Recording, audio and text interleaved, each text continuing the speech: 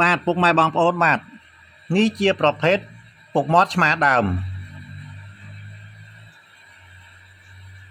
ហើយពុកមាត់ឆ្មាដើមនេះបាទមានដុះ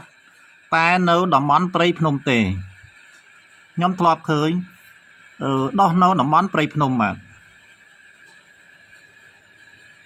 ហើយកប់នឹងជំងឺដើមហាន់ដាំទឹកដូចតែព្យាបាលឈឺសន្លាក់ដៃជើងនិងថ្លើមរីកស្លឹកបិទកន្លែងកើតបោសរងាស់ទុកឲ្យត្រជាក់ទុកមួយយប់ហាលទឹកសន្សើមព្យាបាលរលាកច្រមុះ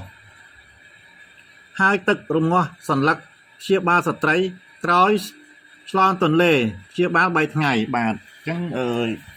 ព្យាបាលក្រោយស្ត្រីឆ្លងទន្លេព្យាបាល3ថ្ងៃក្រោយមកហ្នឹងបានន័យថាជាប្រភេទថ្នាំសាសបាទហើយមានអត្ថប្រយោជន៍មួយទៀតគឺខ្លាំងមែនតើបាទព្យាបាលបាទជំងឺថ្លើមរីកបាទជំងឺថ្លើមរីកបាទក៏ជាប្រភេទរុក្ខជាតិបាទសំខាន់ដែរបាទប៉ុន្តែបាទពុកម៉ែបងប្អូនណាបាទពុកមាត់ឆ្មាដើមនេះបាទមិនសូវមានទេក្របាទក្រណាស់បាទក្រទាំងដើមក្រទាំងអ្នកនឹងស្គាល់ផងដែរបាទអញ្ចឹងសូមអធិស្ឋានចំពោះពុកម៉ែបងប្អូនរាល់កំហុសឆ្គងបាទសូមអរគុណសូមជម្រាបលាបាទ